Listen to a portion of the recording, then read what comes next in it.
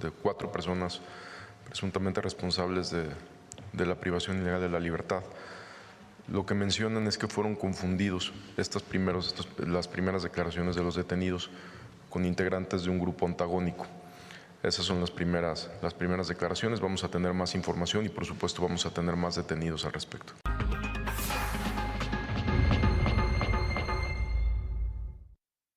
En Sinaloa se están presentando casos, en verdad, muy difíciles, diría yo. Muy difíciles. A ver, otra vez, perdóname. En Sinaloa se están presentando casos todavía más difíciles de lo difícil que se vive la situación allá adentro. Secuestros, levantones, desapariciones. Para hablar de una parte, ¿no?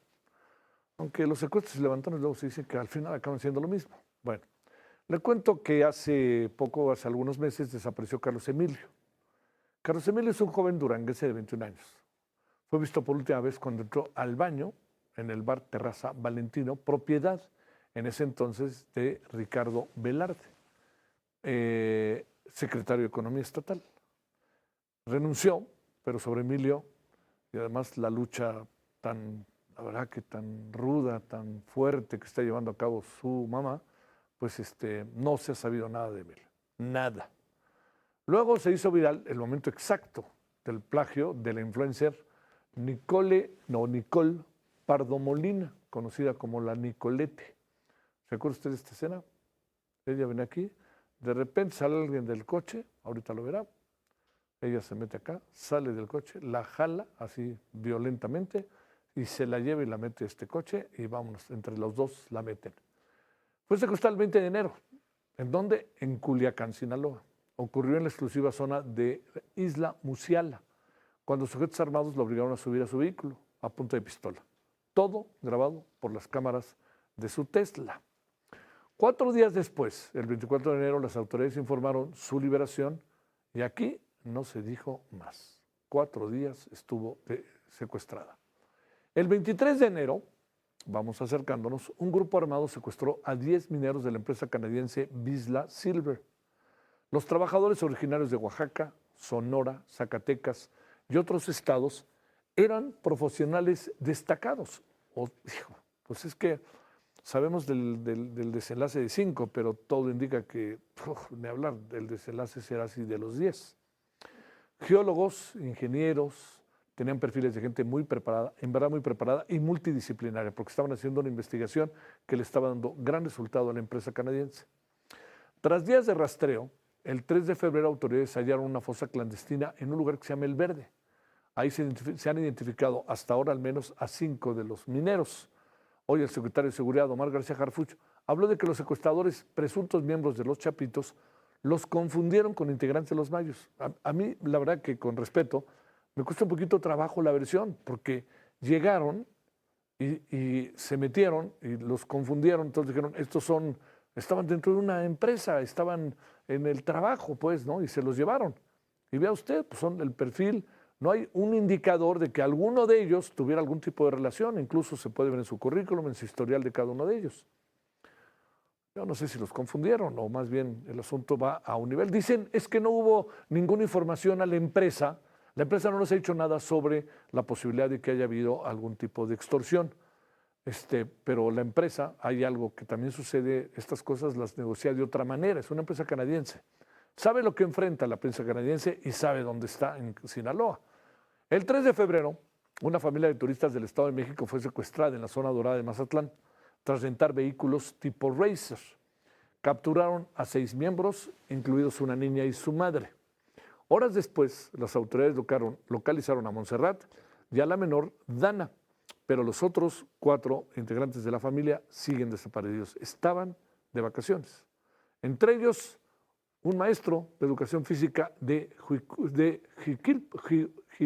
Huipilco, que es el señor, Óscar García, maestro de educación física. Ahí está, él es Óscar, para que se dé una idea. El 7 de febrero, no para la lista, fueron secuestrados varios hombres mientras bajaban por la carretera, ya fue hace poquito, de la carretera de Los Mochis a Ome, a la altura del entronque en el ejido de Macapul. Esto es en el norte de Sinaloa. Las víctimas, que formaban parte de la misma familia, viajaban desde Mazatlán hacia la villa de Ahome, Una mujer que acompañaba a los hombres también fue secuestrada, pero fue liberada horas después. ¿Qué anda pasando? Pregunta importante. ¿Qué anda sucediendo en todo esto? Y además, la verdad que sin tener salida, ¿eh? Esa es la verdad.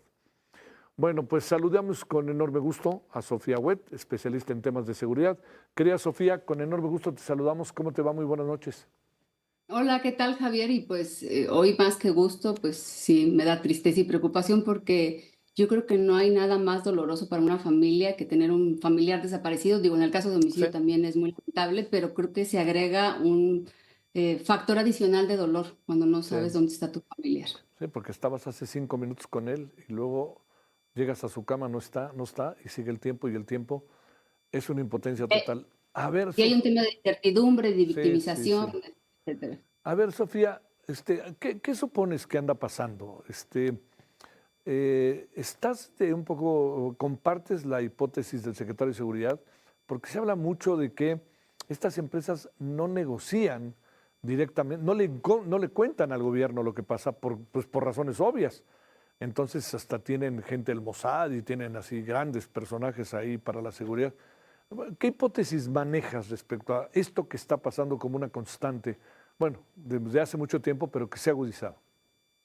Digo, en particular con la versión del secretario de Seguridad, creo que él es puntual en decir que son las primeras versiones, ¿no? Creo Sí. que hay que concederle, por una parte, que esta posible confusión es la primera versión.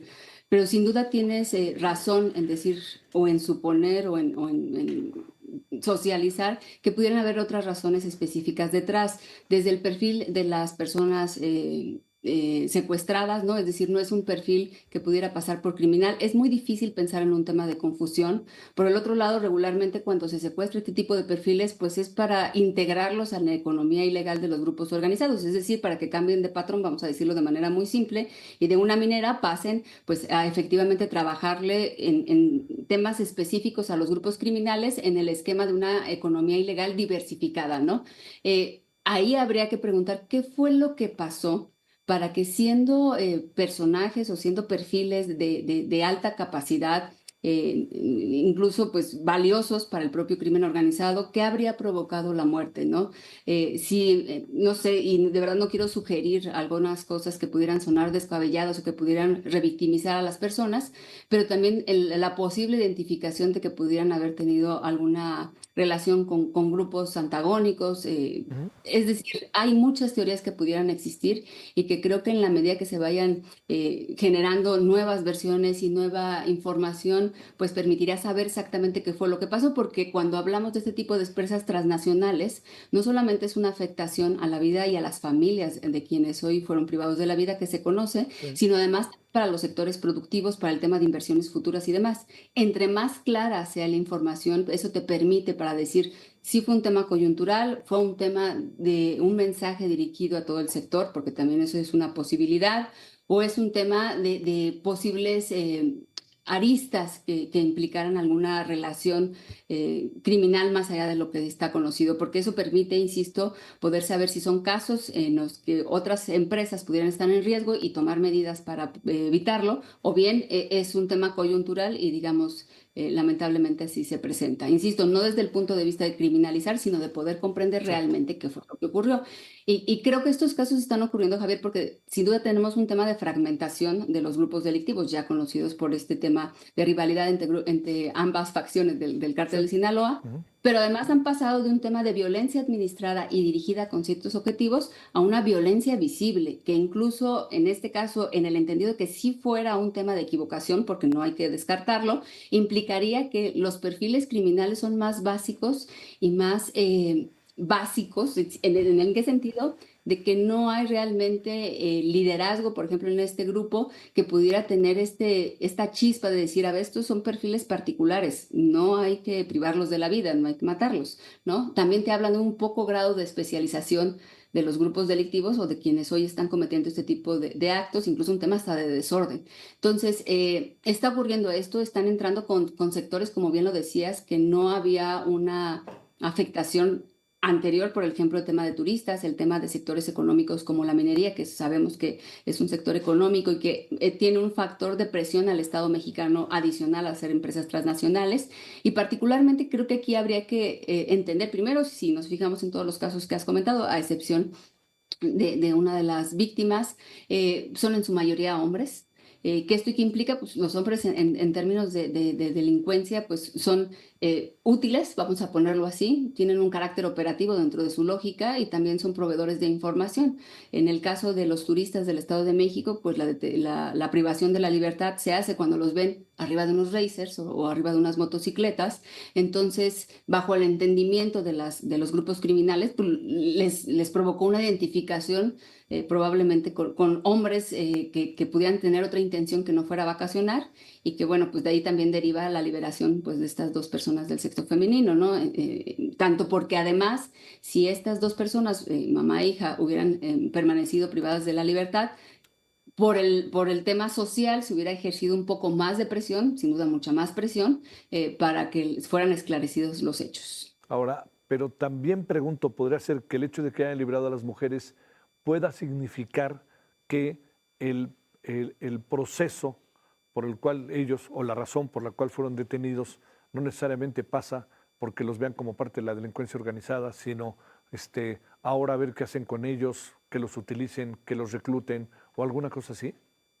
Sí, porque además las características que unen estos dos casos, tanto en el de mineros como en ¿Como el caso de este? los turistas, no es un tema patrimonial, no hay una petición de dinero, hay Claro, un tema del control del territorio en cualquiera de los dos claro. casos, no hay un objetivo de obtener un beneficio, de negociar, por eso el tema de que no se solicitó rescate o demás, sino efectivamente de tener alguna utilidad tanto en la obtención de información, es decir, en el supuesto o en su lógica de que fueran presuntos delincuentes, obtener información de quiénes son, para quién trabajan o cuál es el antecedente que hay, o bien, como bien lo dices, integrarles a los grupos delictivos, pues sí, bajo una modalidad forzada, ¿no? Creo que este caso que tú comentabas de Carlos Emilio Galván también es importantísimo. Sí. Porque lo que trastoca es un tema de tranquilidad y un tema que justamente es el ejemplo de lo que a veces ocurre, que lo más sencillo es decir que posiblemente habría tenido nexos o vínculos. El caso de él en particular creo que nos hizo entender que no tenía que ver con un tema de delincuencia, ¿no? La madre ha platicado en diversas ocasiones con quienes iban de vacaciones, con quienes iban a este restaurante, en qué momento ocurre la desaparición, y nos hace entender que ya trastocaron la vida turística, la vida de la población en general, y que no únicamente están afectando a otros grupos delincuenciales. Y creo que también eso es la parte delicada. Insisto, no bajo un tema de un delito patrimonial, una petición económica por secuestro, sino con alguna otra utilidad. Sí. A ver ahora, el gran asunto otra vez, Sofía, regresamos a lo mismo. Sinaloa.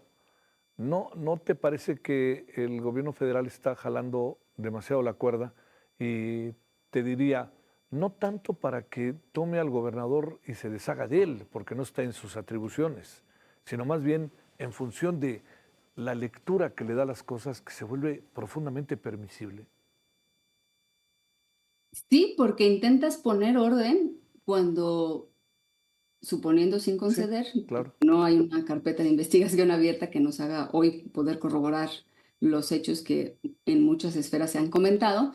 Tú estás intentando poner orden cuando desde la cabeza hay una sospecha o una duda razonable de que pudiera Una existir duda una razonable. posible corrupción, Sí. ¿no? Creo que el pensar en un gobernante que tiene intereses comprometidos con cualquiera de los dos bandos que hoy se están enfrentando, no solamente en el tema de homicidios, porque además, si bien el tema de homicidios es grave, el tema de las desapariciones también. Hablamos de alrededor de 7.500 personas desde que el conflicto inició en septiembre de 2024, que es por mucho más elevado del número de homicidios que estamos hablando, que es alrededor del 2000 el año pasado. Entonces, sí, creo que por un lado la Secretaría de Seguridad Pública Federal sí tiene el tema de investigación e inteligencia fuertemente armado en todos los casos, ¿no? Hemos visto casos de éxito a lo largo y ancho del país. Sí, también el tema de una presencia por parte de las instituciones federales como es Sedena y Guardia Nacional. Pero ¿qué está faltando? Y creo que esta es la gran pregunta. para que incluso con perfiles como el del secretario de Seguridad Omar García Harfuch no se haya podido concluir con este tema. Claro. En contraste, tenemos casos como el de Guanajuato, que a pesar de los muchos retos que representa, hemos hablado de disminuciones, a pesar de estos picos y hechos muy violentos, Sí. pero de una disminución de 60% de homicidio, de 40% de homicidio, de 50%, o sea, disminuciones realmente muy altas y de aseguramientos, particularmente desde el inicio de esta administración, de alrededor de 500 millones de pesos. En el caso de Sinaloa, creo que el factor que habría que analizar es qué es lo que está faltando. Y creo que uno de los grandes retos, Javier, es el tema de la economía. ¿Por qué estos grupos delincuenciales siguen teniendo recursos para la compra de armas, para el reclutamiento de personas? Porque además ambos bandos han perdido personal. ¿De dónde están sacando más mano de obra, perdón por la expresión? Sí, sí, por un lado escenarios de reclutamiento forzados, pero también el tema de seguir reclutando pues jóvenes en el propio Sinaloa. Entonces eso también tiene que ver con un tema de que todavía tienen recursos disponibles. Posiblemente la solución o una de las acciones que estén faltando pues es cortar de tajo el tema de los recursos, porque una organización delictiva pobre tiene muy poca capacidad de Claro, corromper, de claro. permear en la sociedad, de generar cobijo social y evidentemente de seguir generando cuadros de adeptos. A ver, déjame plantearte así como algunas hipótesis de también por lo que se pudieran estar moviendo las cosas. Uno, Donald Trump, que sientan los cárteles que ahí vienen tras ellos. Dos, que la propia estrategia del gobierno mexicano les vaya cerrando caminos. Y tres, que al fin y al cabo seguimos sin resolver el problema porque ellos, a pesar de ello, logran existir por su nexo con las principales instancias de la política. Hablo de Sinaloa, hablo de Sonora, hablo de Baja California, hablo de Colima, hablo de Guerrero, hablo de Veracruz incluso, ¿no? Y hablo incluso también de estados en donde hay alguna parte, ¿no? En Chihuahua, ¿no? Aunque mejor, y hablo, por supuesto, de Tamaulipas. Mira, yo creo que en el caso particular de Sinaloa, y esto dicho con el mayor de los respetos, siendo descriptiva más que Sí, siendo un juicio, hay que también comprender que esta cultura está muy arraigada en la sociedad, ¿no? claro, sí, La gente se acostumbró a que ese era el orden que estaba establecido. Entonces, creo que también el aspecto cultural, que hasta hoy se dieron cuenta aquellos ciudadanos y ciudadanas que, digamos, no veían ese tema mal, que sí les afecta, habrá que desarraigarlo porque estamos hablando de futuras generaciones que han crecido con estos modelos delincuenciales como algo normalizado. Y por el otro lado, lo que comentabas sobre el tema de cómo ir cerrando este tipo de conductas criminales. Creo que la clave será, Javier, no va a ser sencillo, no ha sido fácil y lo hemos visto, pero la clave es persistir. La clave es insistir sí. y ser muy constante en ir interpretando estos reacomodos criminales para poder identificar a dónde se está moviendo el tablero, quién es hoy el líder, quién está moviendo los recursos, cuáles son las nuevas alianzas que están realizando, porque además estas alianzas del grupo delincuencial de Sinaloa se han extendido incluso a otros estados del país. Entonces, realmente en ir reinterpretando que cada que hay una acción de la autoridad, cómo se recompone la estructura criminal para poder ser muy precisos y no permitir que emerjan nuevas figuras o nuevos liderazgos o nuevas fuentes de financiamiento y no caer en un tema, perdón que yo siempre critique esta parte política, que a veces es muy fácil cuestionar a todos los partidos de todos los colores, porque lo he visto en estos días de manera particular, hablar de la estrategia de seguridad como si fuera un tablero y como si hacer reset a las instituciones y desaparecerlas o cambiar un secretario fuera lo que realmente diera la solución. Entonces yo creo que tiene que haber esta política y esta acción definitiva del Estado de ir como lo ha sido, directo, constante, permanente, ministerializando casos, es decir, no nada más deteniendo, sino realmente construyendo casos que puedan trastocar el tema de lavado de dinero, de recursos de procedencia ilícita, de nexos criminales. Un operativo enjambre en Sinaloa creo que traería resultados muy positivos, ¿no? El tema de qué policías han sido coludidas, pero no por la propia policía, sino por las y los alcaldes que tengan un nexo criminal, porque nunca vas a poder sanear una policía si quien la dirige desde el Poder Ejecutivo local, municipal, pues es alguien que tiene alianzas con intereses particulares. Entonces, creo que esa será la clave para realmente poder obtener un cambio de escenario en el corto, mediano y especialmente, Javier, que creo que esta es la clave, a largo plazo, Sí. porque sin duda las detenciones provocan efectos positivos, ¿no? Algunos momentos de recomposición de los grupos criminales que pueden tener picos de violencia, pero al final es ir desarticulando estas organizaciones criminales. Pero el real y verdadero reto es que la política no retrase lo que las instituciones técnicas han podido y han sabido lograr en este país, pero que se ha perdido justamente por malos gobernantes, hombres y mujeres. Sofía Huet, te mando un gran saludo como siempre. Muchas gracias, Sofía, que estuviste con nosotros. Con mucho gusto, Javier, y muy buenas noches. Gracias. Buenas noches, gracias, Sofía.